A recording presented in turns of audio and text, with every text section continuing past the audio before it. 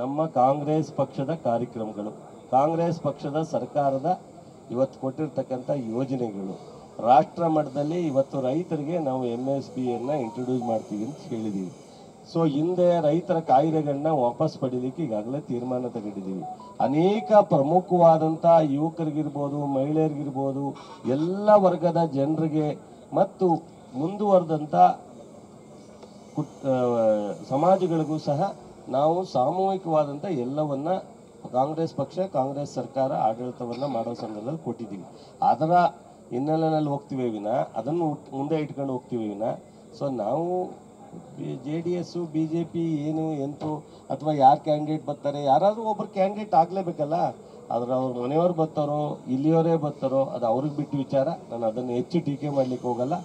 ನಾವು ನಮ್ಮ ಅಭ್ಯರ್ಥಿಯನ್ನು ಮುಂದೆ ಇಟ್ಕೊಂಡು, ನಮ್ಮ ಅಭಿವೃದ್ಧಿಯನ್ನು ಮುಂದಿಟ್ಕೊಂಡು, ನಮ್ಮ ಜಿಲ್ಲೆಯ ಮುಂದಿನ ನಾವು ಅನೇಕ ಕನಸನ್ನು ಮುಂದಿಟ್ಕೊಂಡು, ನಮ್ಮ ಕಾರ್ಯಕ್ರಮಗಳನ್ನ ಇಟ್ಕೊಂಡು ನಾವು ಚುನಾವಣೆಗೆ ಹೋಗ್ತೀವಿ. ಅವರು ಬಹುಶಃ ಅವ್ರ ಕುಟುಂಬದವ್ರನ್ನೇ ಆಗ್ತಾರೋ, ಸ್ಥಳೀಯರನ್ನೇ ಆಗ್ತಾರೋ, ಅಥವಾ ಇನ್ನೊಬ್ಬ BJP ಅಭ್ಯರ್ಥಿಯರು ಆಗ್ತಾರೋ, ಅದು ಅವ್ರಿಗೆ ಬಿಟ್ಟು ವಿಚಾರ. ನಾನು ಅದ್ರ ಬಗ್ಗೆ ಪ್ರಸ್ತಾಪ ಮಾಡಲಿಕ್ಕೆ ಅಭಿವೃದ್ಧಿ ವರ್ಸಸ್ ಮಾತು. 11 ಜನ ಸಚಿವರ ಸಂಬಂಧಿಗಳು ಟಿಕೆಟ್ ಕೊಟ್ಟಿದ್ದಾರೆ, 21 ಟಿಕೆಟ್ ಕ್ಲಿಯರ್ ಮಾಡಿದ್ದಾರೆ. ಅದು 11 ಜನ ಕೂಡ ಸಚಿವ ಸಂಬಂಧಿಗಳು. ಮೈಸೂರು ಲಕ್ಷ್ಮಣ್ ಬಿಟ್ಟರೆ ಯಾರಿಗೂ ಸಾಮಾನ್ಯ ಕಾರ್ಯಕರ್ತ ಟಿಕೆಟ್ ಕೊಟ್ಟಿಲ್ಲ. ಈಗ ಏನಾಗುತ್ತೆ, ಲೋಕಸಭೆ ಚುನಾವಣೆ ಸಾಧಾರಣವಾದಂಥ ಚುನಾವಣೆ ಅಲ್ಲ. 8 ಕ್ಷೇತ್ರ ಬರುತ್ತೆ. 8 ಕ್ಷೇತ್ರದಲ್ಲಿ ಅವರು ಒಡನಾಟ ಇರಬೇಕಾಗುತ್ತೆ, ಪರಿಚಯ ಇರಬೇಕಾಗುತ್ತೆ, ಇವೆಲ್ಲ. ಹಾಗಾಗಿ ಕೆಲವೊಮ್ಮೆ ನಾವು ಕೊಡ್ಲಿಕ್ಕೆ ತಯಾರಿದ್ರು ಸೊ ನಾವು ಅಷ್ಟೊಂದು ಆ ಮಟ್ಟಕ್ಕೆ ಓಡಾಡುವಂಥ ಶಕ್ತಿಯನ್ನು, ಜನಪರಿಚಯವನ್ನು ಮಾಡ್ಕೊಂಡಿಲ್ಲ ಅಂದಾಗ, ಹಾಗಾಗಿ ಬಹುಶಃ ನಮ್ಮ ಪಕ್ಷದಲ್ಲಿ ಏನು ಕುಟುಂಬದ ರಾಜಕಾರಣ ಅಂತ ಅಲ್ಲ, ನಾವು ಕುಟುಂಬದ ರಾಜಕಾರಣ ಮಾಡುವಂತಲ್ಲ. ಬಟ್ ಆದರೆ ನಾವು 28 ಕ್ಷೇತ್ರದಲ್ಲಿ ಬರೀ ಯಾರೋ ಒಬ್ಬರು ಕುಟುಂಬ ಕೊಡಲ್ಲ, ಯಾವುದೋ ಒಂದು ಕ್ಷೇತ್ರದಲ್ಲಿ ಸೊ ಅವರ ಹಿಂಬಾಲಿಕರನ್ನೋ, ಅವರ ಪಕ್ಷಕ್ಕೆ ದುಡಿದವ್ರನ್ನೋ, ಅವ್ರ ಮಕ್ಕಳನ್ನೋ ಸೊ ಬೆಳೆಸ್ತಕ್ಕಂಥದ್ದು ಸಹಜವಾದಂಥ ಪ್ರಕ್ರಿಯೆ.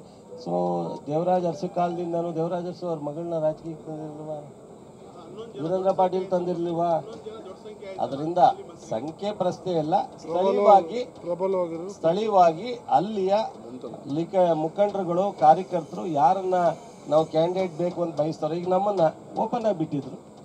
ನೀವು ಯಾರು 8 ಕ್ಷೇತ್ರದಲ್ಲಿ ಮುಖಂಡರು ಶಾಸಕರು ತೀರ್ಮಾನ ಮಾಡ್ತೀರಾ ಮಾಡಿ. ಸೊ ಈಗ ನನ್ನನ್ನು ಇಲ್ಲಿ ನಮ್ಮ ಮಿಸಸ್ ನಿಲ್ಲಿಸಿ ಅಂತ ಹೇಳಿ ಈ ವಿಚಾರ ಬಂತು. ಸೊ ನಮ್ಮೆಲ್ಲರೂ ಕೂತ್ಕೊಂಡು ನಾವು ತೀರ್ಮಾನ ಮಾಡಿದ ಸೂಕ್ತವಾದ ಅಭ್ಯರ್ಥಿಯನ್ನು ಆಯ್ಕೆ ಮಾಡಿದ.